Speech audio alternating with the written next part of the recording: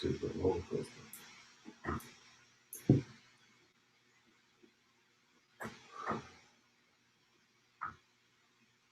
Good afternoon, everybody. This is Gilded Sages, and we back again. I will introduce the team, the fellas, but we want to first just apologize for the technical difficulties yesterday.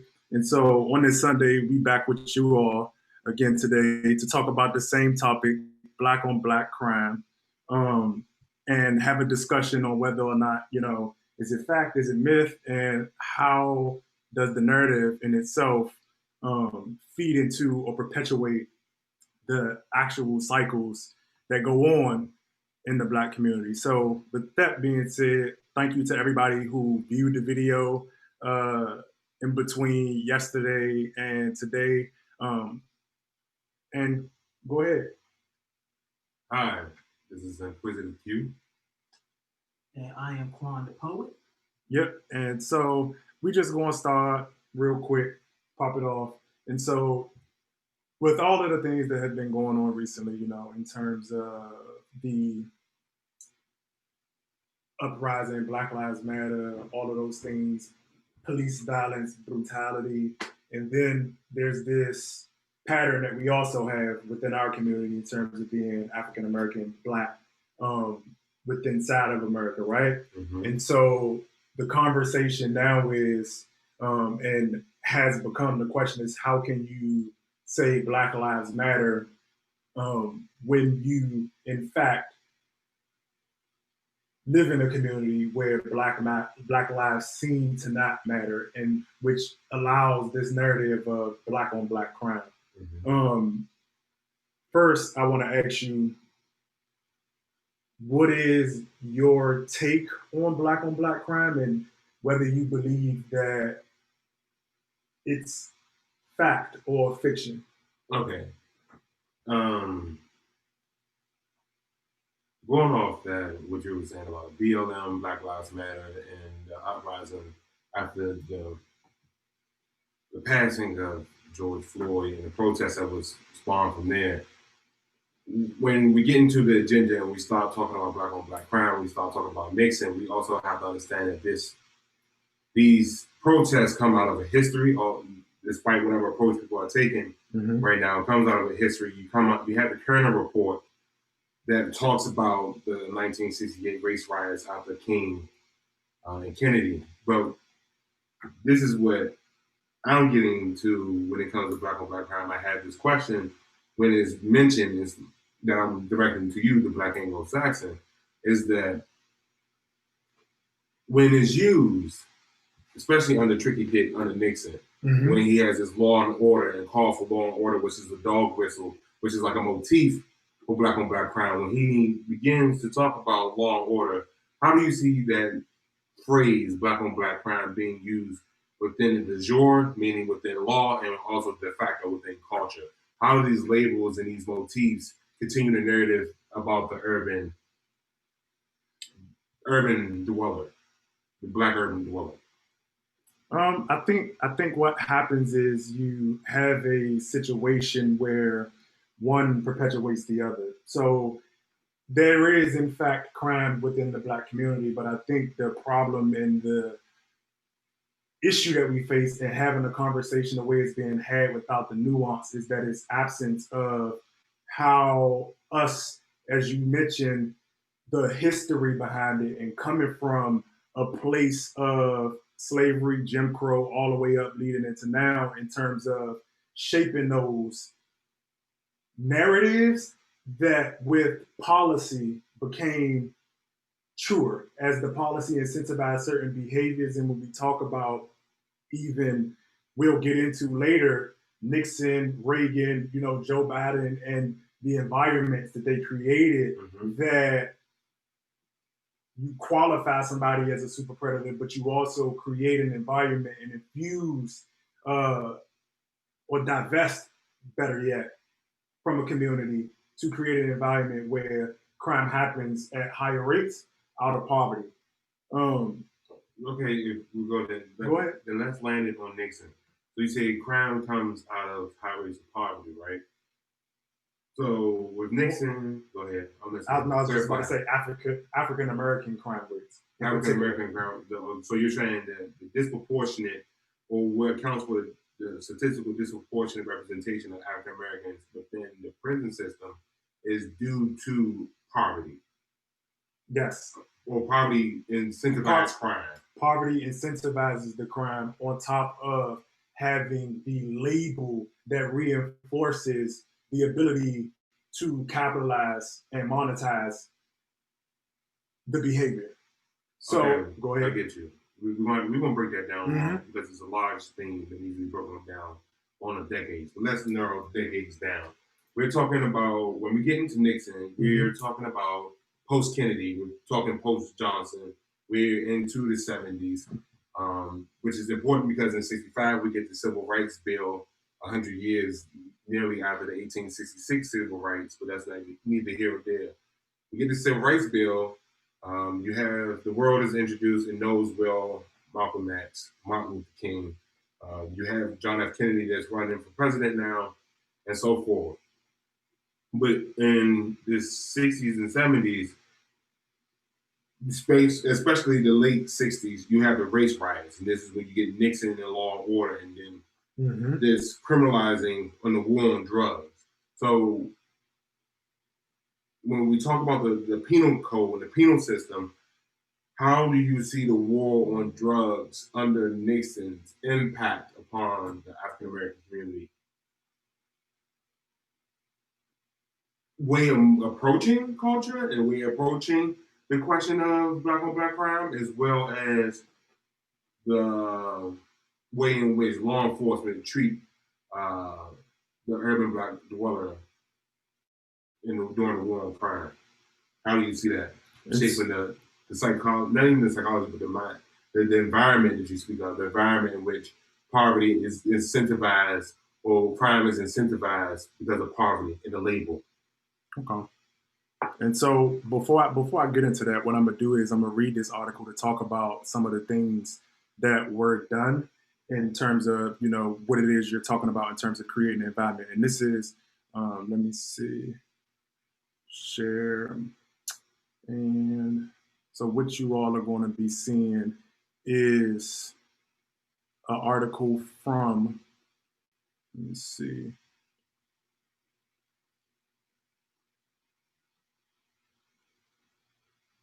So this right here is an article from the Equal Justice Initiative. Nixon advisor admits war on drugs was designed to criminalize Black people. And so after President Richard Nixon declared a war on drugs in 1971, the number of people incarcerated in American jails and prisons escalated from 300,000 to 2.3 million. Half of those federal prisons are disproportionate arrests, convictions, and sentencing rates for drug offenses. For drug offenses have devastated communities of color in America, which we'll get into later. Between 1980 and 2011, arrests of African Americans for violent and property crimes fell but rose dramatically for drug offenses. As the Washington Post reported, African Americans are far more likely to be arrested for selling or possessing drugs than whites, even though whites use drugs at the same rate and are more likely to sell drugs. It also goes on to mention that President Nixon's creation of a war on drugs to criminalize Black people amplified the presumption of guilt assigned to Black people since slavery and entrenched the racialization of criminality that began in the earnest with lynching. And so to your question, what happens is you have the narrative. We can talk about going back to slavery, whether it be the Bucks, the Jezebels, and we have that idea of Black people having a higher propensity to commit crimes. Mm-hmm. And when you come out of slavery and you have the lack thereof, when you talk about Reconstruction, you have institutions built around criminalizing that narrative in particular. And over time, what that does is it creates and develops a pattern. So fast forward through convict leasing, peonage, and all of those things that, again, locked black men up at higher rates just to create more labor as we were free. Now we move into the era of Nixon, Reagan, and we get into the crime bill with Bill Clinton and Joe Biden, and how that is just another layer, and it transitions this same level of, as the article mentioned, this criminalization of a narrative. But once you get into the narrative for decades, centuries, what happens is the actual environments begin to reinforce the behavior. Because now, when you also remove them from the other institution, when we're talking about the economy, and you have people in very, very concentrated environments, when you talk about ghettos, housing projects, and all of those things, when you have Reagan come and reform welfare, and on top of all of those things, it, how can I put this? It puts people in a space to respond to things in what we would call a natural order. And I say natural order because when we even talk about the violence and criminality that happens when we talk about bad policy, that just becomes an extension of it. The behavior and malice that we see within communities. Okay, so and go ahead. No, but I want to jump in there because there's a lot there. Is that if we're talking about a behavior and a behavioral pattern, and the article talks about how it's been done since slavery. And here's always one of my rebuttals when I hear this argument, because it serves as a dissenting argument, and it, to a large degree, it is to tease out this question: is that if I'm supposed to, let's say I'm just this entity, this random entity, and Black Americans or African Americans tell me, well, this has been happening to me since I got to this nation. And I look at the transatlantic slave trade and I see, well, okay, this did happen.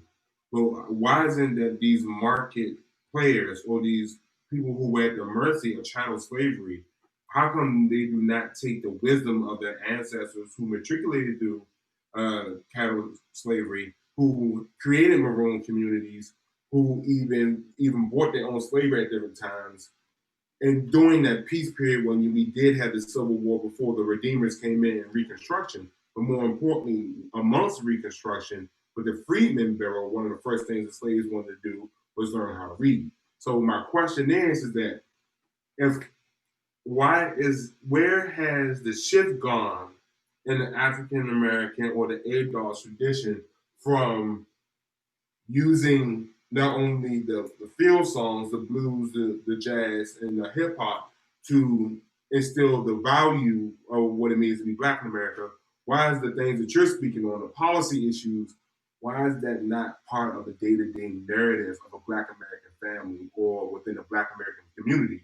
More importantly, when people outside of the Black American community begins to speak on the social justice that they want to enact, necessarily not without a voice. So where's the reading? Where's that tradition where I know my value comes in when I gotta read? So as we mentioned, go ahead. Okay.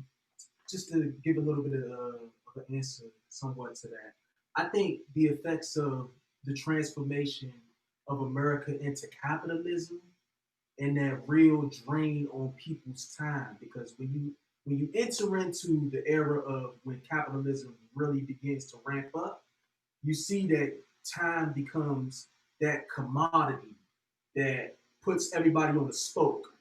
You know what I mean? So whereas the tradition of having the time to really cultivate certain things, as you always say, there's different types of poverty, and time poverty is one of the ones that I feel contributes to a lack of a lot of our people being able to invest in some of those things that the slaves and other prior generations of Black Americans, ADOS Americans would have, because so much of our time is being invested in just survival versus when we were necessarily trying to sell our labor into a system that is literally ripping some of the best people from all cultures, really. The brain drain, all these things really contribute to the fact that we just don't have a lot of the investment in some of those prior traditions. And in terms of literacy in that tradition specifically, you have to get back into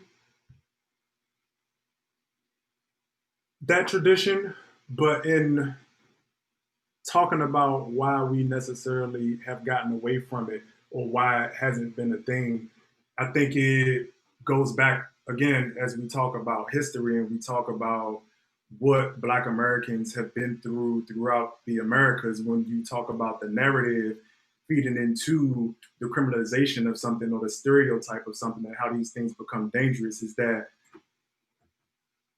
there were laws in place, and this is where we again get back into institutions. There were laws in place to reinforce that slaves shouldn't read, and if you read, then you would die. Human beings naturally respond and correspond to things like that. And over time, again, because those laws are in place, even when you come out of slavery, to matriculate within certain realms of the society as people migrate upward, you have to now also not be so domineering, as being a quote unquote smart nigger could also get you lynched. And so you had a lot of deterrents in place that reinforced a bad behavior that doesn't necessarily benefit us. And I think when we have these conversations about whether it's Black on Black crime or whether it's literacy rates, I just think what we have to do as a community is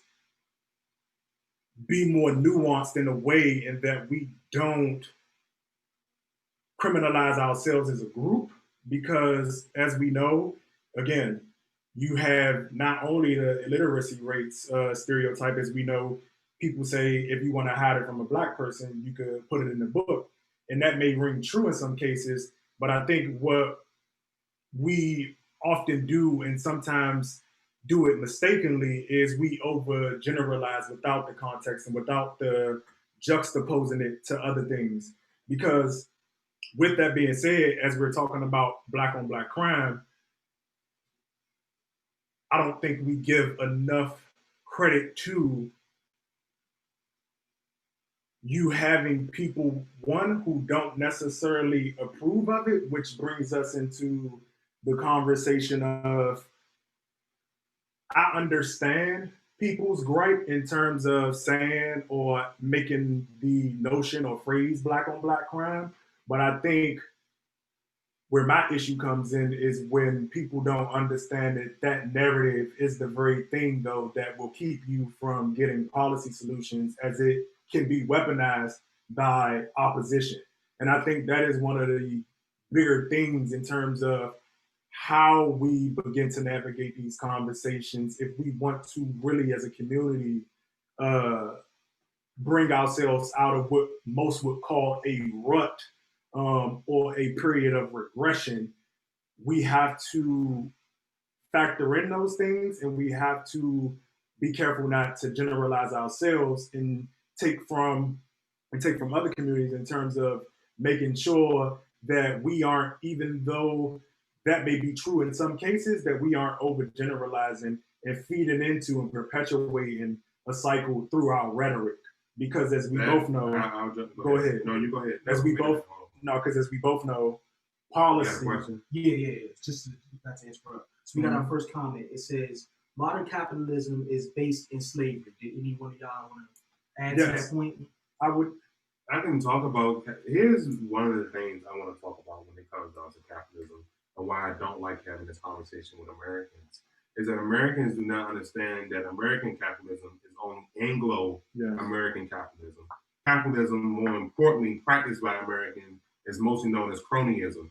However, what I will say is that, to his point, I always have a concurrent argument because with the Black Anglo-Saxon, but to your point about slavery, American capitalism started with the exploitation of labor. And once you get down to the exploitation of labor, what constantly happens with American capitalism is that new populations are brought in to suppress labor. And to your point, I would say, in being found in slavery, is that American capitalism always looks for a pool of desperation and people who are desperate or who are willing to work for low wages that weakens the argument of those who have worked the jobs or who have semi-skills. And one of the derogatory terms that came out of labor movements in the 20s when they were fighting against the industrialists is scabs, or people who are willing to work for low wages. And that's one of the arguments that the poor white people had against slaves when the planter class in the South, because if you look at Chocolate City, is a book that talks about how slave labor was used to build projects in which unskilled and skilled white labor was not able to compete with that market price because of other market forces. But I would agree to a certain extent that American capitalism is based upon slavery. Yes, I would agree because and I think chattel slavery in itself being a unique form of slavery kind of gets to that. But that is a perfect segue though into another article that we had that I wanted to touch on in terms. Before you get into that article though, what I wanted to say and the point I was making is that the generalizations. Randall Kennedy, and I will stress this to the nth, Randall Kennedy, sellout. Black Americans have never agreed on any approach. And so when I start to hear like opposition, even Malcolm X said, hello, friends, neighbors, enemies, you have to acknowledge that even though everybody that's kinfolk and kinfolk. And so when we have these discussions about generalizing, it's like, I'm not talking about the aesthetic. I'm really talking about the focus of the person and where they want to go with this narrative about Black on Black crime and social justice reform. Yeah, we're going to get into some of that as well a little later in terms of skinfolk and kinfolk and how, again, the narrative of Black on Black crime is dangerous, especially as to how Blackness has evolved throughout America and what it means. But this right here is an article from Vox, and it's just, the title is Why Black on Black Crime Isn't a Valid Argument Against Criticizing Police Brutality. And I'm gonna jump here because we got onto a conversation about labor, and it's I quote, Black people are more likely to live in poverty without the resources necessary to get out of it. Redlining practices targeting Black communities have deprived entire neighborhoods of their economic viability for generations. A 2015 report by the Century Foundation found that more than 1 in 4 African Americans lived in concentrated poverty in comparison to 1 in 13 white people. Additionally, unemployment is far higher for Black people and always has been by at least 60% since data collection started in 1972. In 1972, the Black unemployment rate was 9.5%, only slightly less than the national peak of 9.9% in 2009.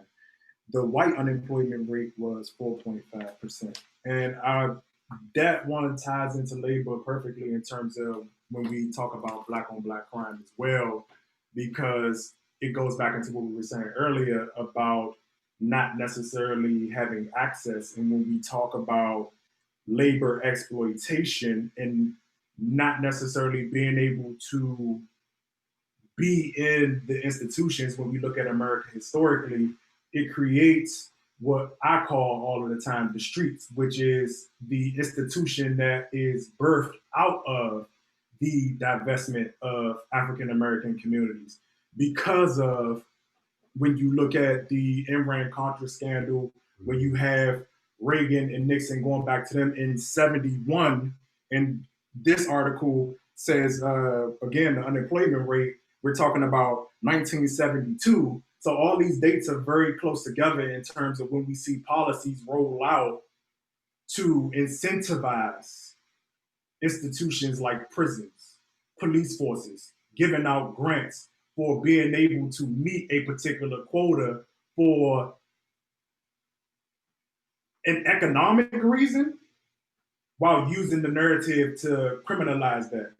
A narrative that they built, but also, again, as we walk into the crack cocaine epidemic, as we walk into the murder capital of DC, and you have everything in disarray, I don't think enough people go deep enough in terms of the conversation when they're having it, because it gets very, very spliced into, well, people have their own propensity to not do things, in which I completely understand, because I do also believe in excluding people for particular behaviors. But what happens is we have moved into an environment where everything goes. And even when you look at this time in era, when you talk about 72, 73, all the way up until now, you have our affluent Black people also lose a particular code that was in place in terms of what we would call now chase the bag culture, in terms of not necessarily having any integrity, any value in terms of what it is you're doing for the dollar, which also translates back into the streets and how people naturally have been thrust into a, we gonna do whatever we have to do to survive. And what happens is we condemn one side, but don't have that full conversation in terms of how America has thrusted us all out. And you mentioned yesterday in terms of something about not being the I'm a different Negro, the new Negro. I'll get in terms of how that is also and feeds into the violence that we see play out. I would rather contextualize that Please. for the argument for the audience. But to get on that, to talk to the audience directly, how do you feel about the conversations between the urban Black person, the suburban Black person, and the quote unquote uppity bourgeois Black person? Please leave a comment, follow us on Instagram and Twitter at the Sages, and we can have this conversation even after this. But I believe that I'm going to contextualize that. Because I have a bigger argument with that as well. Mm-hmm. But Quan, did you have a question or something to add? Because I saw you leaning forward. For me, I think that there needs to be more of a focus on what gets incentivized in America. Because when you follow what is being incentivized in terms of people's decision making, you'll see that it naturally pits one against the other within our own communities. Because you have certain people who in decisions of, okay, there's violence around me, I'm going to move and remove myself from that violence, but I'm not going to still invest some form of capital into that community. That gets incentivized in a sense, because now you've taken away so much of that vital social capital that we talk about from those communities. Because what you see is that as much as there was a white flight, there was also a Black flight in those same time eras within the Reagan era and all of those things. And that essentially got incentivized in some communities where you have very affluent Black communities that have zero to do with the urban communities that a lot of those people originated from. Yeah, can I touch on that? Yeah. So, like, again, I think that's perfect because that feeds back into what I was saying. And when we talk about the Black flight, in terms of how that calcified the poverty, mm-hmm. when you take your professional base, your upper class, and the economic floor there and move that into suburban environments. And some would say, again, which I understand the argument, that you have to do what you have to do, right? Mm-hmm. But what we don't talk about is how that undergirded us as a community in terms of, like he was mentioning, being able to have social capital, being able to actually have the quality schools, or I'll say in America, we were getting better, or we were matriculating at one point in terms of what we were getting in terms of quality and access. Go ahead. Because this is where I would like to enter the discussion. Broken glass everywhere. People pissing on the stairs on you, just don't care. Can't take the smell, can't take the noise. They probably blank that out. But anyway, we all know I'm talking about the message. And so I'm glad you articulated what you articulated, because, again, I always have my rebuttals, because one of the biggest things that happens in Black America, and I feel like we fail, is that we don't openly criticize each other's decision making and openly criticize each other's morals until it comes from an outside force, and they're like, oh no, then everyone got their guard up. So I'm glad that we're having this discussion. I'm glad you have your point of view and you have your point of view, as we're able to do it and have it out. Civil discourse and being able to, again, have these discussions. But again, like you say about, because this is why I jumped on the new Negro. You know me because of the family dynamic. I am supposed to be the new Negro. Mm-hmm. I am supposed to be the token. My socialization has been one of seeing America for what America is, not what America wants to be. Which is the mean is that no matter how much money you have in America, you won't have to hustle tomorrow. No matter how much money you have in America, you will have to hustle tomorrow. But to your point about the Black flight, and this is where I hold those who participate in the Black flight accountable. It's like, you can no longer say that you are in predominantly Black suburban neighborhoods with predominantly Black schools, that you don't have the same access to the wealthy counterparts in the neighborhood, because Blackness, even under the Black code, followed people. So you may have been a free Black, but you still were restricted in your jobs. And that's where I go back into about the reading, because this goes into Douglass, when he delivers a speech in Boston in 1865 in April, talking about how the South, now that the Union had won the South, we need to go into the South to help Black people who were recently released from slavery, from bondage, and help them understand what market that they're in now. And so that gets to the point of, there was a division, and there had always been a division with the new Negro, and with Dr. Henry Louis Gates Jr. talks about in the Reconstruction, his newest book, Stony the Road. He talks about the new Negro narrative and how you constantly have this new Negro narrative. That's why I'm not a huge fan of Blackish. That's why I don't care about when Black as Fuck came out. I didn't care about the critique that Kenyon Burris was getting. I don't care about Tavis Smiley when he talks about the color in America. I really didn't care that too much about Bill Cosby. Because look at Bill Cosby in the debate he always has with Eddie Murphy. So I agree, within the intra-INTRA, the intra-communal and cultural discussion amongst an intergenerational discussion is always punishing you youth. But one of the things that I would like to say, though, and also interject for discussion, is that it's not just a Black thing. And one of the things I find is that most of the time people will make a human thing and say it's a Black thing. It's like, not everybody get along with their elders. But, excuse me, the thing is, when we put that into the grand American narrative, now I'm going to go from Woodrow Wilson, because I'm laughing in my head about the 45th being the first racist president. But anyway, Joe Biden going to be number 2.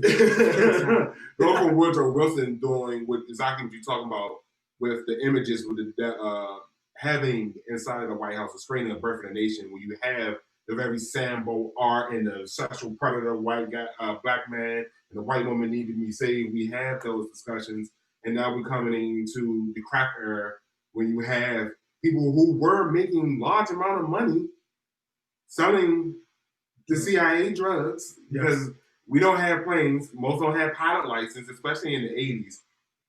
You don't have the infrastructure to necessarily facilitate the fantasy and the dreams that people have. So in my experience, I look at those who want nice things. It's like most people don't become millionaires until they're 57. However, when you look at Black entertainment for a large degree, it's always about having an upper middle class life. So how does that aspiration of having an upper middle class life changes the psyche of the dark ghetto, to reference Dr. Kenneth Clark? How does that change the psyche of someone who has high aspirations but does not have high institutional access to economics? So economic enfranchisement, just to make it clear. Yeah, and so I think again that speaks to the creation of the streets, because what you get is a culture that's about the hustle, and you get a culture that's about grind, that you get a culture that's about by any means necessary in terms of when we talk about the dollar, right? In terms of our economic vitality, if we have any, but for lack of a better word, we that ambition is again used to be weaponized against you, because in a lot of ways it is blind ambition, and because it doesn't necessarily have the foresight of decision, I mean the foresight of understanding, because like you said, you don't have the institutional knowledge, you don't have access to the education, you don't have access to the food, because we live in food deserts, you don't have access to a lot of different things. And right now, even when we talk about being in DC, you have people who would be probably scared to even go out because we don't have access to safe environments to frolic and do those communal things. Because again, people begin to live on edge, even those who don't necessarily participate within the violence. So all of those things being in place then is allowed to again take advantage of you making that decision, because now what happens is I make that snap judgment based on what I know, based on what I can see, because a lot of the times I don't think we have real enough conversations about how young people are making these decisions in terms of whether they want to enter the streets or whether whatever trajectory they want to take. And you have, when you talk about images and when you talk about all of those things, it re-perpetuates the narrative, which is why I think when we talk about values and when we talk about what it is we're going to have to begin to do as a solution is make those hard stances of excluding somebody. Like I was saying yesterday, in terms of, I have a son. I can't be around some black dude who's not taking care of his son. You have to be excluded, even if I love you dearly, just based on I understand how your behavior reinforces a narrative, but at the same time, a reality because of how black people were curated. African Americans were curated in America in terms of what we are, who we are. And you know, even when we talk about my name, TheeBlackAngloSaxon, it's about how blackness in itself, the identification that we hold to high esteem, that we won't let go, comes from, I don't even want to say whiteness, comes from the Anglo, which is why it's Anglo, because you know I have that thing with Caucasians are not ideologically on the same lines of logic when we talk about Anglo-Saxons who hail from historical Europe. Because I'm not going to generalize the whole Europe, but we know they came over, they conquered, and it is what it is.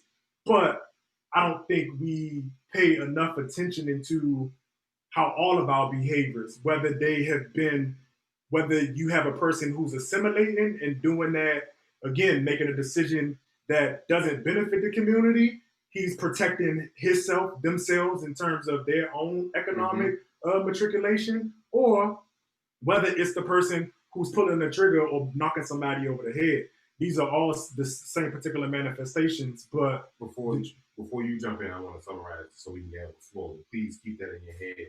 So what I heard from you is that because Michelle Alexander and the new Jim Crow, we keep being re-entrenched into the same trap of being criminalized. And that criminalization is what Kimberly Crenshaw talks about with intersectionality of how race, sex, and gender dictates how you be treated in the legal system. But I also hear this undercurrent of Dr. Kenneth Park and Dr. Manny Clark talk about the doll test, in which babies thought that the white doll was better than them. And because the white doll was better than them, they couldn't have the same things and aspire to the same things. But after his comment, I would love to come back and ask you, are there some nefarious actors who prefer to use illicit means or because they want to be criminals? Let me rephrase. Are there people who use the black card or racism, like an Amex, They much rather get the money fast than do anything. Like when Pusha T says, I had both of mine at home, he comes out and talks about how he has both of his parents in the household, but he just rather sell drugs as he wanted it quickly. Now, I'm coming to you about what your response to what he had to say. So for me, it somewhat gets to what you was referring to too, and that's how our own institutions get incentivized against some of our poorer people. Because what happens is that people in the short term position themselves as I'm better than. And what happens is a lot of that rhetoric that goes into that type of immediate talk, it becomes the talking points of the people who incentivize it. So, for example, the CBC, Biden gets an out because of the fact that the CBC plays into the whole narrative of the 94 crime bill being something that will be beneficial to the Black community. So we also have to hold our institutions accountable for making those decisions that affect all of Black America, as well as the local people who and on the ground level also participate as well. Because what you see is that when people talk violence, they only want to talk about the physical. But for me, I look at what the CDC did is violent. I look at when certain businesses enter into our communities and they underserve as violence. I look at certain policies as violence as well, but we only harp on the person with the gun. We don't necessarily attribute that same level of violence in the person who has the pen, who in my opinion has the most power amongst anyone. Okay, so that's a great transition into the 13th Amendment and how the penal code allows for the exception of labor to be exploited underneath civil, but then also goes into labor recoveries, the 13th Amendment. So going back to asking about the phrase actors, to you, like how does the brought-in idea of the super predator or that thing of the super predator, how real is a super predator to you? I'd say this: the super predator is real, but the super predators are the people who construct environments to create a factory of baby predators, what I would call the people who are committing crimes in our community. And in terms of people who are being nefarious actors, they are absolutely nefarious actors. They are absolutely people within the community that should be held accountable, should not be supported, should be exiled, because, again, we as a community have to hold ourselves accountable. But I think for me, again, it just wraps back around to people having that discussion in a safe way that doesn't generalize us all. And while I'm understanding their grievance, in terms of people using using blackness like an Amex, I would want to first preface it with just a flat out hell yeah.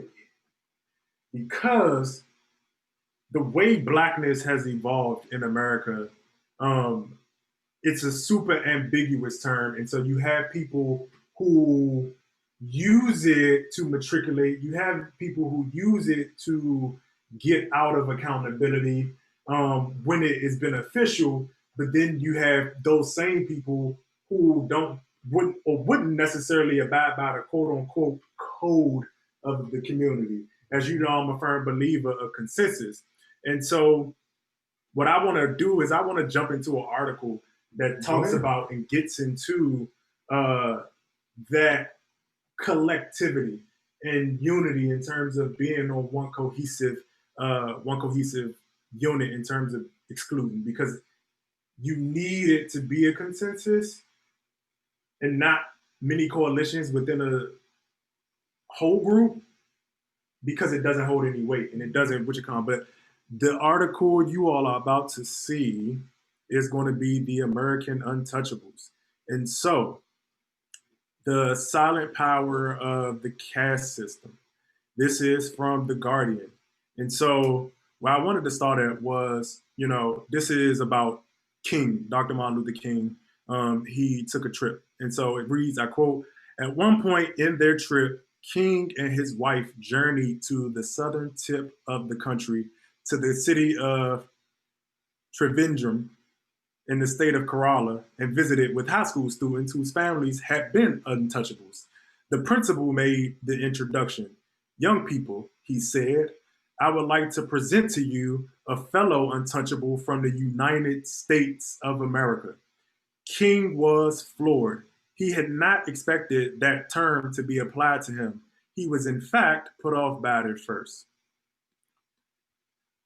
And it reads, African captives transported in order to build new world and serve victors for all their days, one generation after the next. For 12 generations, this goes into your discussion about time and the patterns. They developed a caste system based upon what people look like, an internalized ranking, unspoken, unnamed, and unacknowledged by everyday citizens, even as they go about their lives adhering to it and acting upon it subconsciously to this day, which is what you were talking about in the de jure being the law, being the things that are in place. But this is talking about the de facto in terms of the behaviors that you go about doing every day, right?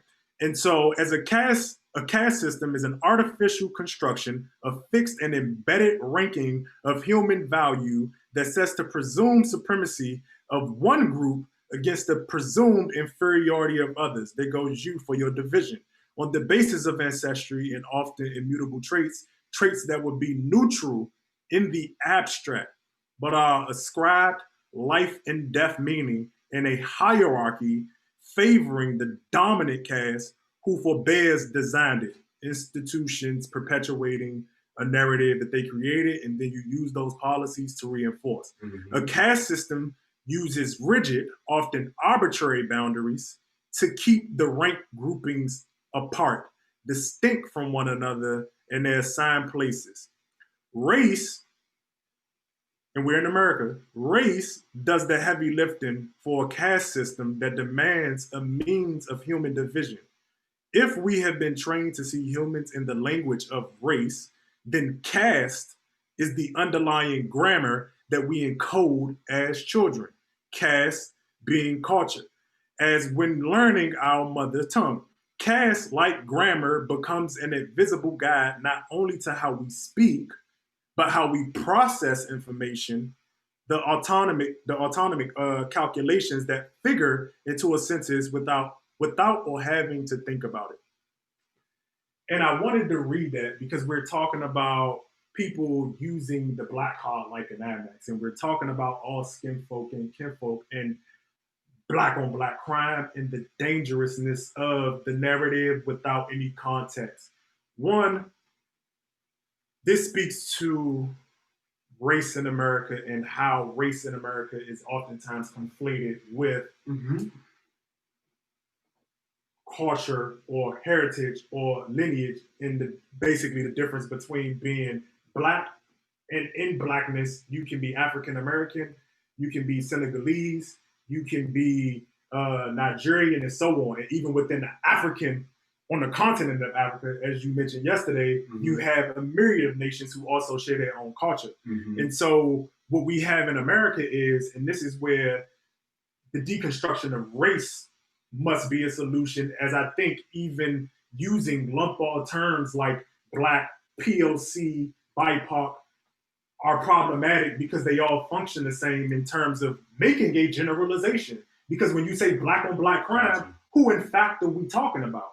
When we're talking about the prison rates and we are talking about the actual things that are taking place.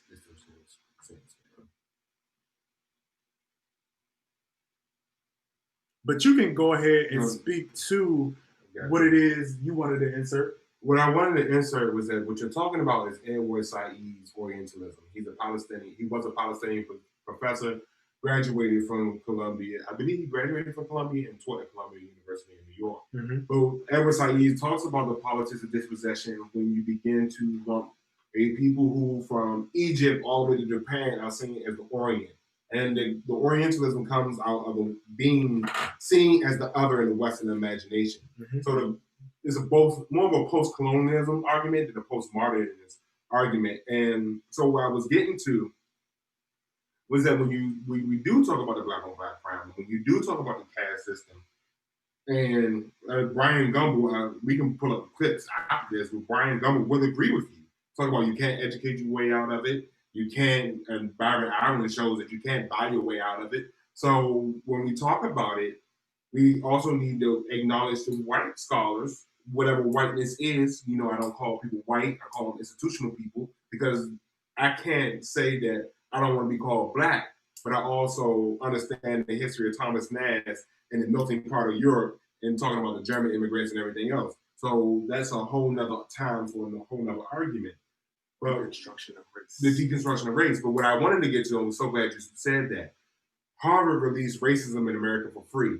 But there's two essays I would definitely want people to read. One is Toni Morrison, Playing in the Dark, Living Within the White Imagination, which is why, again, most of the jokes I make are signifying jokes. It's like most of the jokes I make is like, if you're a black person and you read, you're pretty sure you can get most of the jokes. And let's talk about what you mean by read, because we had a conversation about people consuming information. People consuming information without actually fully digesting it, and that being problematic. So what I mean by read most of the time, I mean comprehend. And a lot of times people consume information to recite. And what I love about it is a great segue into Joshua Bennett. I love Joshua Bennett, and he has a book called Probably Once Myself, is that when you read or when you embed or imbibe, internalize, comprehend what Joshua Bennett is talking about, it makes it easier to understand Toni Morrison, because Joshua Bennett is talking about Property Once Myself. But more importantly, he has an essay in it. He goes from Richard Wright, Zora Neale Hurston, and a couple other, Ellison as well. But anyway, when he talks about Richard Wright, and he talks about the pain that's inside of poverty, inside of the hearts, we can see it's a long tradition. But Quan, I'm sorry, I just had to get that off. Okay. We had a question about. Yeah, I just want to get so we have a Kristen Green that says the devil, aka Rupert Murdoch's evil propaganda machine, is using the black on black crime narrative to scare his views hot right now by reporting on the uptick in violence in cities. How do we combat that? How do we combat reporting from mainstream media in terms of reinforcing the narrative? The way that you combat that, and I love that question, because this goes into, again, what we value, what we support, and what it is we're giving our attention to. And so when you talk about politics, your attention is capital. And so what you have to do, whether it be our entertainers, whether it be our sports stars, whether it be the material and content that we put out as rappers, that again also perpetuated, because we got to have that discussion. You can't lift it. So we're here having a conversation right now about politics and how to build. But the problem is when you're especially in a digital society of sorts, or society is built around attention driven, and that's being attached to your economic value, where we see in the development of like Instagram, TikTok, and all of these different things, you not only lift it culturally, you bring it to the top and you signify to markets that it is valid. And this is why we talked about yesterday, why other communities are very strict about when you say something about their group that has an angle that may present it as a generalization. Because what you have to get into, what you have to get into is, yes, in some cases it's true, but you can't allow it to keep being spoken, because it just, again, them reporting that then reinforces the police force. It goes into the minds of other people who watch it, and then you're caught battling it. And so ourselves, now we have to model a different type of behavior, but that behavior then has to be lifted. And that's where the consensus comes in. Go ahead, though. I wanted you to answer the question, but I do, because that was a rich conversation yesterday about the Jewish diaspora and how they combat anti-Semitism. But I really want to have that discussion, and I want you to elaborate that point. But to your point, I'm sorry, I don't know the commenter's name, but to your point about how you do it, it's counter narratives, basically what you're saying. Mm-hmm. And we're going to have Viacom, and I'm gonna say it, if we're gonna have Wild 'N Out, then we also need to have the Reading Rainbow. If we're gonna have Love and Hip Hop, then we also need to have some version of the Cosby's, but I'll say a different world. And what's important about that, good times. What's important about that is that you can see with the most recent move that Netflix made by bringing One-on-One, Moesha, and all of those Black programming, Girlfriends, and bringing that programming onto Netflix, onto a broader audience because of the Black mind. I would say this about BLM with the white faces in it. Mm-hmm. White people are like, nah, I want to see more Black people so I can stop being called racist. Let me learn. And that's what we have to do as Black people, hold ourselves to that bar so that when someone steps to us, we go like, hold on, bro. Perfect example. John Singleton, Ice Cube, Higher Learning. That is my personality, straight up and down. If you want it even clearer, How High, Method Man. Is the moment somebody steps to you with disrespect because they step to us with disrespect on one-on-one, you have to have it in your mental like, okay, this person's disrespectful. This person doesn't want to hear logic. So I'm not going to move in a space in which I'm going to show them respect. I'm going to do what slaves do. I'm going to condescend you with compliments and smile in your face and make you think it's sweet.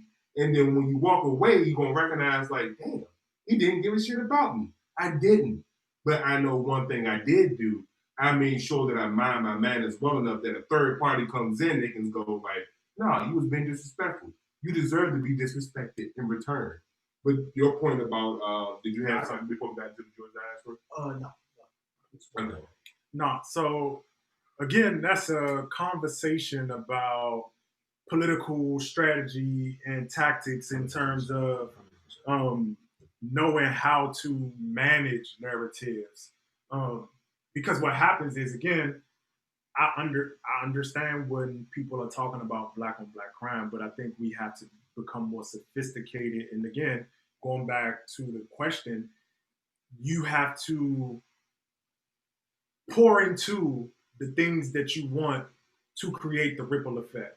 So if you want to defeat the Murdochs or that level of content, you have to then pour into other content that counteracts that, because if not, one narrative overpowers the situation. And what the Jewish community has been very, very phenomenal at doing is checking not only external people, but also within policing within themselves in terms of having a standard, in terms of having a consensus, and being able to say, you know what, we can like you, but we can't let you be a leader in this space because of the things that you speak, how you speak. And I know people think that that is an elitist thing, but it safeguards you because, again, this stuff comes down to policy arguments, because policy arguments are largely about narratives. Because, again, we have people arguing for, let's say, reparations. We can't get reparations because we have a bunch of people saying that Black people don't know how to spend money. Black people don't know how to do this. If we give it to them, it's just going to be gone. And I understand what people are saying in very nuanced cases, but they don't necessarily expand these conversations to talk about that we live in a consumerist society, or they don't combat the narrative to say, you know what, I understand that, but let's talk about the New Deal. Let's talk about the GI Bill and how all those were opportunities for white people in America, contextually speaking, to be able to trick money off and lose money off. Because, again, when we're talking about narratives, you can have that sentiment. You can have that sentiment, but when we do this, we can't have every conversation in the open. I think that's one thing that we're going to have to really adapt to. And then again, going back to, if we really want to become allies or we really want to build a coalition, we have to understand ourselves apart from Blackness as a whole, because especially African Americans, when we talk about Black on Black crime, because that's really, let's be honest, who we're talking about is most Black immigrants are more affluent, and we have I don't have numbers from the Federal Reserve today. Yeah, I mean, I'll speak on to them But as well. when we see and when we talk about, like the articles spoke to, that flat baseline, when you look at the data, is just no pulse there. There isn't any sight of life when you talk about it. So to have that conversation without that full line behind it is dangerous, and you are, in a sense, participating in quote unquote white supremacy, because you have taken on the rhetoric, you have taken on the narratives, you have taken on the behaviors of what it is people are saying that they're trying to tie down, basically, and understanding that blackness and whiteness in America are symbiotic to each other. You understand that you can't have that highly juxtaposed narrative, because it just Stop there reinforces. because the reason I say that stop there is you're going into a whole nother function, and it's just like you've already given the audience quite a bit to digest. I would love for you to come in now. Okay, and to somewhat piggyback on what you were saying, I believe that within our group, we have to get out of that mindset of leaving our own behind. And I'm gonna give an example. In schools, you have educators that will praise one type of student, but if another student that doesn't happen to have the same knowledge of something, that student won't get praised, even though they're given their 100%, but it might not equal out to the smarter student. And what you see is that some of those dynamics that you see in classrooms play out in real life, because you have Black people that would use the same tropes against our own and create that division within the intra level of our communities. Yeah. So we can't say on one end, we don't want other groups talking about by Felicia and the tropes that we somewhat create about the groups within our own communities, when we also, in a sense, perpetuate those things, sometimes willingly and unwillingly. So we need to have an effort, or make an effort, to also be inclusive to people who may not be at the level that we require them to be, but we also cannot ostracize, because what you see is you have a lot of people that will having grace for people. Exactly, we will ostracize those people. I'm definitely gonna kill that argument, but go ahead. Yeah, we don't want to ostracize people. Some people have to be ostracized. This is very true. Like their behavior is absolutely totally unacceptable. But I'm waiting for you. But then we also had the screen. Okay. Yeah. But what I mean by that is that when you ostracize people, you then create that group that other groups get to come in and say, this is what we will describe you as, because you leave your own out. So we're going to use them and their behaviors. So tokenism? Yes. Okay. We're going to use them and their behaviors as the reason why we will not serve your communities. Okay. What is the audience saying? Yeah, alienate. So he said it's that systemic normality. Alienate. Okay. Did you want to continue about being symbiotic between Black people and white people? And then he was making that connection inside the institution. No, I think you can take it. Sorry, it's a few more. We also got to start sacrificing for the community. This is Von Sommer. Most of our people want their benefits up front. And they also said that was a very valid point. Okay. That was made. Okay.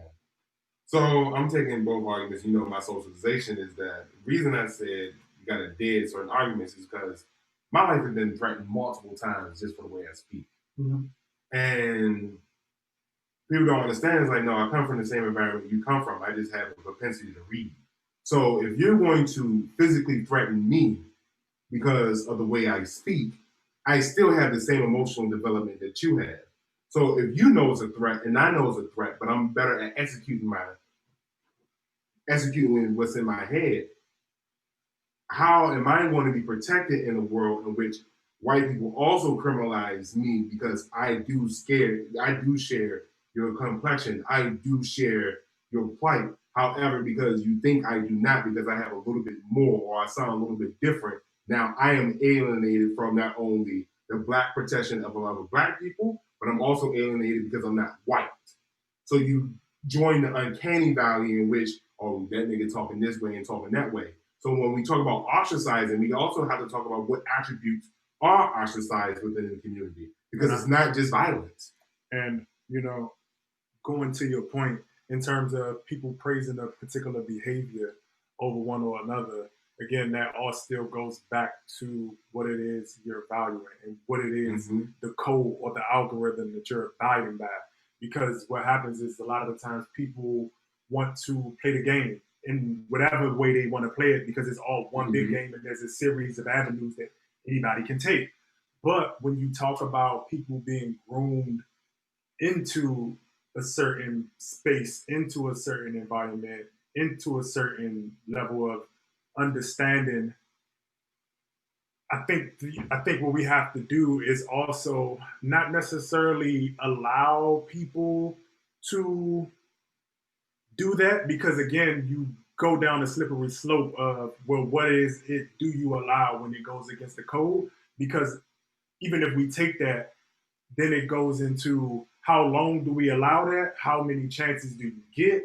Because in building a coalition or building a regime or building anything that is a institution, there has to be a consensus of thought in terms for that thing to move, or otherwise it will be torn in different routes in different ways and essentially fail. So I say that to say, you don't want to allow certain things, even if those things become the norm. Because what a lot of people will do is say, well, again, for affluent Black people, this thing doesn't necessarily, quote unquote, produce an immediate sense of violence. So we're going to say it's okay to sign off on something that may have residual effects 10 years down the line. And a lot of people, like you said, those are the type of people who get praised and celebrated because you're coaxed into it. And when you talk about like assimilation, and you talk about, again, going back to being of a particular caste, being of a particular group within that caste, it becomes problematic, because now not only do we already not have the social capital, and to your point in terms about being in what you talked about, political limbo, that space where Black, quote unquote, Black people don't support you, but you're also still ostracized by white people, which is why, I have the demeanor of more like, I don't necessarily capitulate to either, and I give both the same level of grace of just understanding that people are usually, in most cases, ignorant, and feed into the American narratives. Because even when we move it outside of Blackness or whiteness or race or Black on Black crime, Americans are geared to be selfish, individualistic. All of those traits are the things that move to the top. And so, with that being said, we have to reevaluate everything that we give our support to, everything that we're lifting up to the top. Because even though you may like a particular business or you like a particular mogul and they are your idol, you have to then ask yourself, how did they get there? Because the hows and the whys matter. As when you're trying to create a standard, everybody just can't say, oh, I'm gonna chase the bag this way, I'm gonna chase the bag this way. If it's your mama to get hurt in it, that's cool. Y'all need to do better. And just basically throwing people under the bus. Because what you do with Black on Black crime, and you say that and you have that conversation, especially in the public, when you have mass influence, because we wouldn't be talking about it if there weren't so many participators in it. It takes on a life when you have people of influence speaking on it. And that is the issue when you talk about like Black on Black crime. And we just have to be always cognizant, and that goes into being informed and goes into putting into the narratives that you want. All of these things, though they may seem intangible, are very tangible. we had one commenter, Juan Sama, said definitely gotta have clear direction, and we also need leaders and followers. Yeah, go ahead. And to that, I wanted to pose a question. What do we think leadership should look like moving forward, especially when you have the narrative? I would stop right there. Okay. The reason I'll stop right there is that a leader is a large part shaped by the time that they live in. A leadership is not, you can't ask me to be your leader. That's something I have to find a calling to and a calling for. That's something I have to devote my time to. Because when you call forth a leader, you're not summoning forth a leader, you're summoning forth a con man. You need somebody that's looking at the times and going like, if we don't do this, then don't move. Like you talking about the standard. When I keep hearing consensus, it's like consensus is agreement, but I really get focus from you. Yes. It's like we have to focus. It's like we really need to focus. And that's when you have someone that's having that rally cry focus. But going back to my thing about ostracizing, niggas think they can take your hustle and run with it.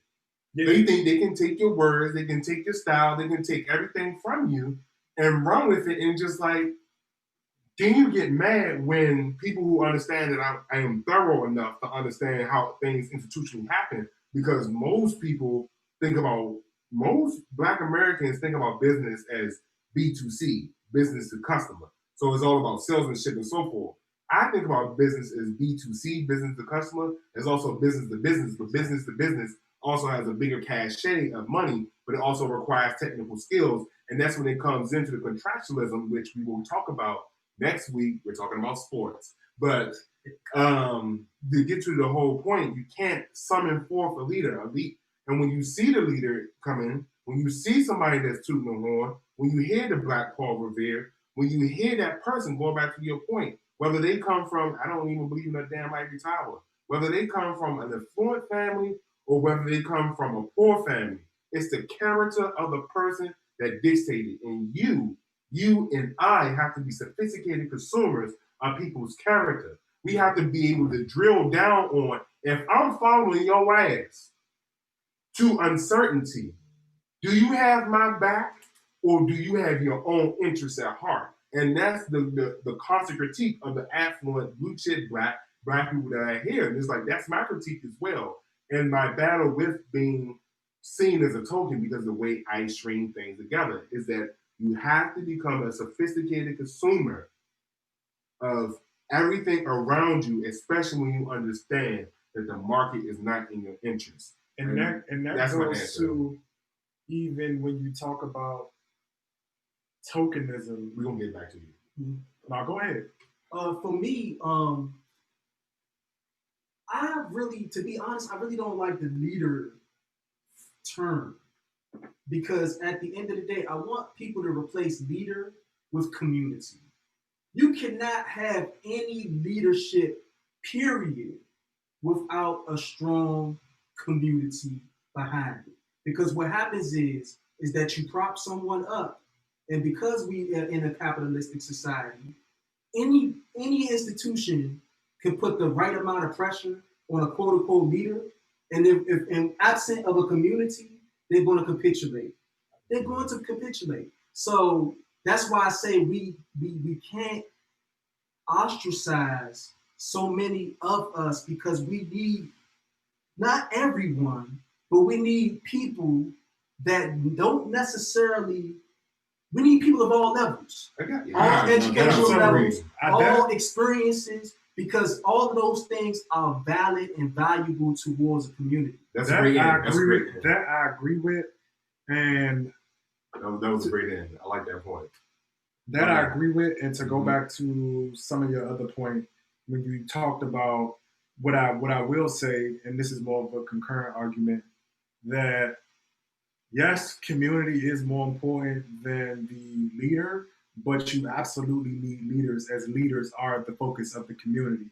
A leader is the manifestation of that level of focus, because what you see come out of that is a person who embodies a standard, a person who embodies, even if you disagree on approach, like you said, leading people in darkness and you just kind of going with that path, it just becomes down to approach. We all agree on the same pillars. We all have the same baseline of this is who we are, this is what we want, and this is what we're going for. And the leader, it comes down to, okay, I agree with all of those things as well. And now, where do I take you all? To your point, understanding the terrain, understanding the vantage point, because I do, and I heard you talk about, unfortunately being mischaracterized as a token, but that again goes back to the conversations that we have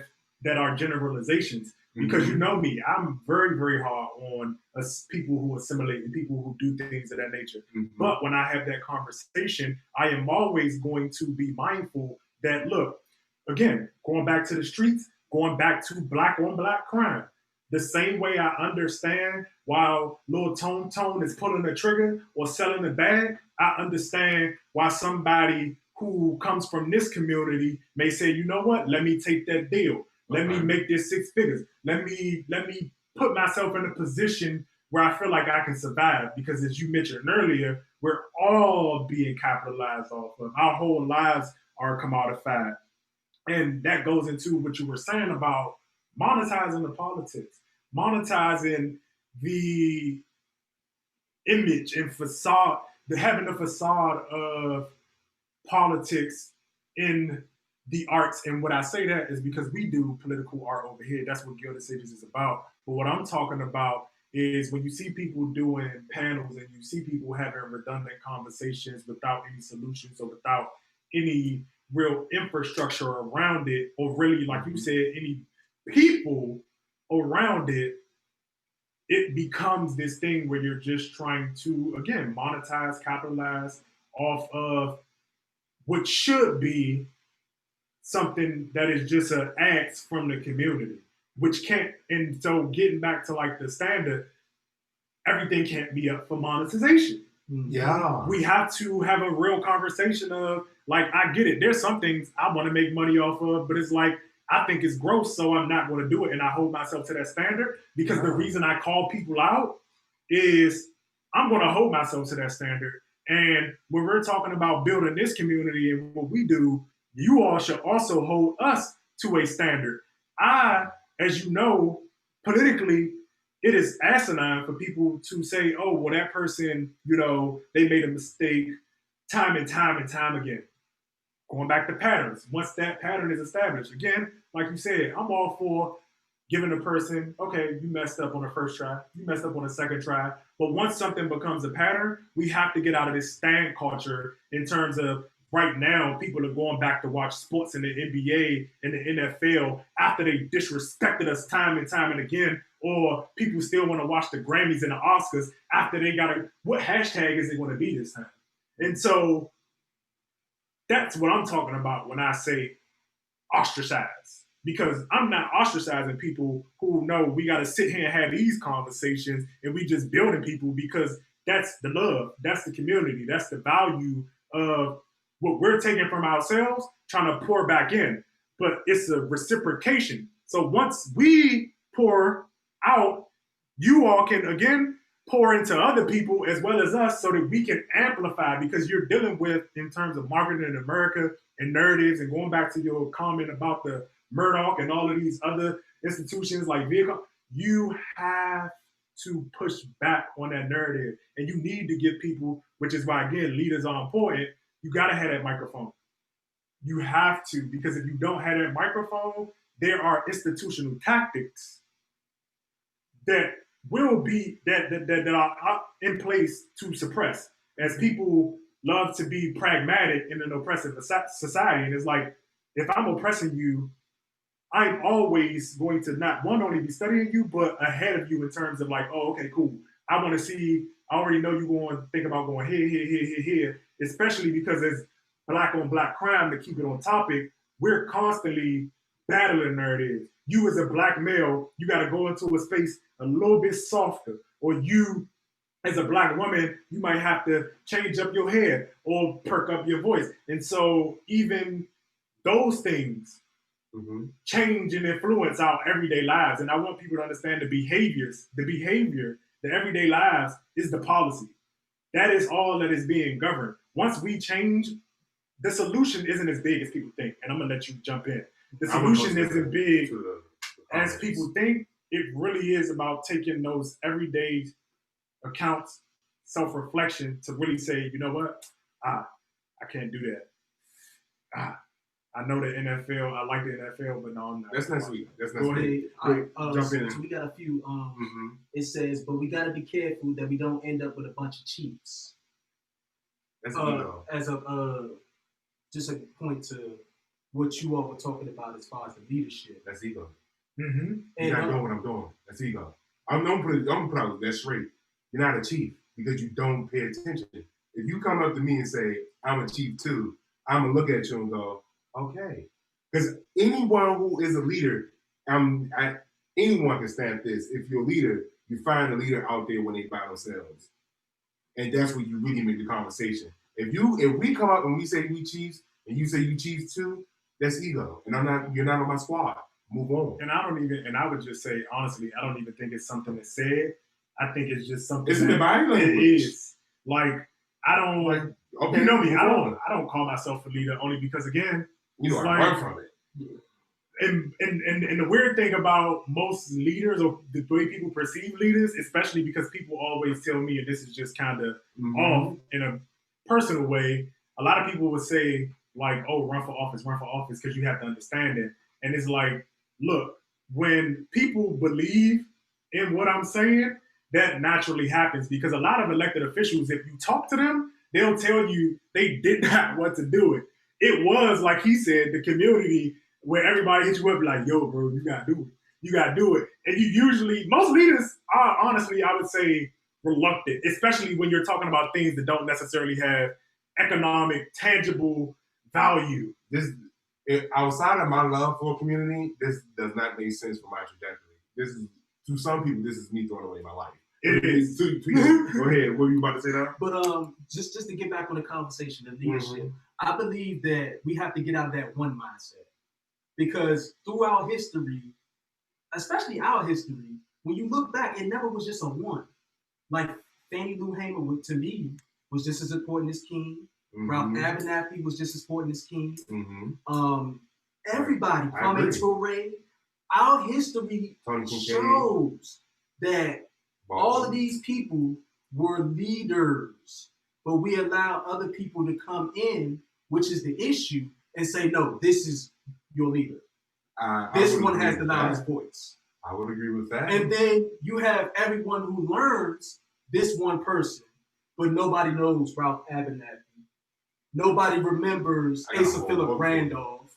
Nobody knows. But the voice for real. Exactly. These were all leaders as well that came up in those same times, and their contributions were just as, if not more important, than King. But that's who the people, well, not people, but that's who other entities choose as the one, and everyone else gets lost. And that rhetoric of just one is always, it's detrimental. Yes, it's detrimental. I see the screen is moving. Bring them in. It says, I shouldn't be said, it should be understood, but most importantly, it got to be understood as far as the leadership. So it was somewhat. But again, a leader is, the only way to become a great leader is to be a great follower. And I'm getting into the approach now, because kind of close it out to a bit. Getting into the approach, that was on the agenda, correct? We talked about Nixon. I'm wrapping up a little bit. We talked about Nixon, right, and how you got the black on black crime, and then we came in with how Nixon and the war on drugs criminalized. Then we get into Reagan and how Reagan comes in with a continuation of the war on drugs, a doubling down on the war on drugs.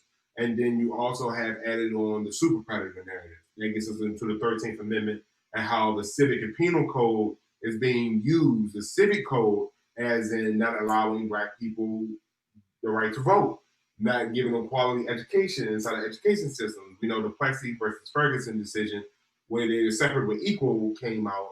was it Roe v. Wade that overturned that? I forgot what decision that was, but we understood that separate but equal doesn't matter. What I would love is for, as we get into the approach that Black Americans understand is that, especially our generation and the generation before, is to understand that we just got here. The Great Migration is not that long ago. It wasn't that long ago that the chains were dropped, and then we went into peanuts, vacancy, and everything else. So going back to the Dark Ghetto by Dr. Kenneth Clark, what I do this, and the reason I do this is that when we talk about Black on Black crime, I understand a lot about how the white supremacy beneath that and the propensity for Black criminology, and how a lot of pseudoscience, which we know is eugenics, was used and it's continued to be used to criminalize Black bodies and Black minds. But what I want to note is that one of the best ways that we can begin to have a community and when we have leaderships is that when you understand, okay, I'm not a leader in this space. Mm-hmm. I'm not a leader in this space. In this space, I'm a follower. Like when it comes down to certain things with y'all, like with Devon with the Flyers, it's like, bro, I got this idea, but I'm not going to shove down my visual ideas. Like, this is what I think it could be. This is what I think it is going to be. How can you do this? Even with the flyer we did today, it's like, I got the words, but you got the images. When it comes down to the social media and connecting, why I wanted you on kind of with us, is that you have a sensitivity to the average person's understanding and emotions that I just, for reasons, I just pass aside, because a lot of it I just like, I can't tolerate it no more. But what I'm getting down to is that in approaches, it's okay, and anyone who is an actual leader understands this, it's okay to go, I'm not a leader in this space, I'm willing to follow. Because for me, that means, one, I have absolved myself of the responsibility of making the decisions. However, in being a follower, I also hold a leader accountable for their decision making. But I also contribute the skills that I have in other areas to a common goal and to a common vision. And that's where the focus and being focused comes in, but that also comes in when you don't ostracize and alienate everybody, because you have a larger capital and pool of talent to draw upon to focus on two different things. And that is my take on approach. I was waiting for other people. So for me, I just to bring it all together, we need each other. Like, we have to get out of the mindset of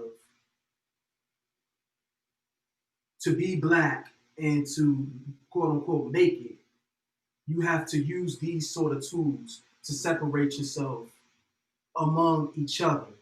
Because at the end of the day, we're using very short-term tactics, especially when we talk about our timeline. When you look at some of the things that we've done within our communities, as far as, the people who do matriculate up, some of the things that we do on a micro level is at the expense of the collective.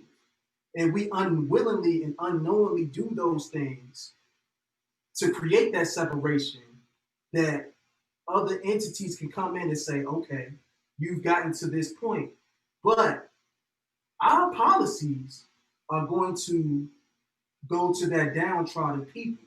And because these people are so downtrodden, we can use those things in order to punish you as a whole.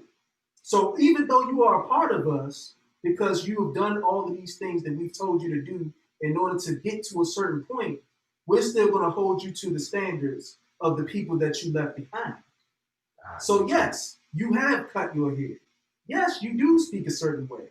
Yes, you have your college degree. You have done everything in society that we asked you to do. But we still identify you as Lil Ray Ray on the corner, doing what he has to do to survive. And we're going to use that to create the narratives, because that's what we're getting into now.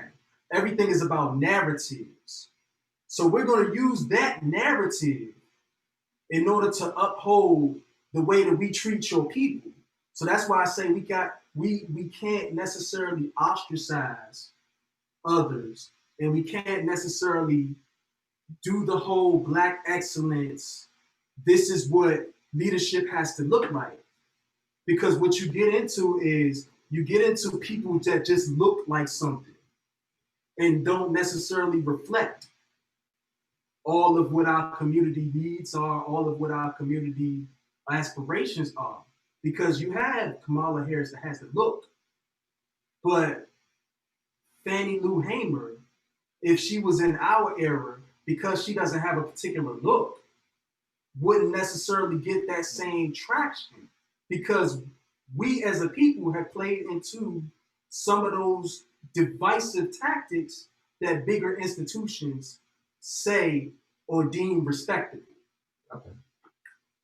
Approach, man. The approach is always probably the most challenging part, because I think in talking about the approach, it sounds like this granular thing when people ask the question, or I believe that they think it's this granular thing.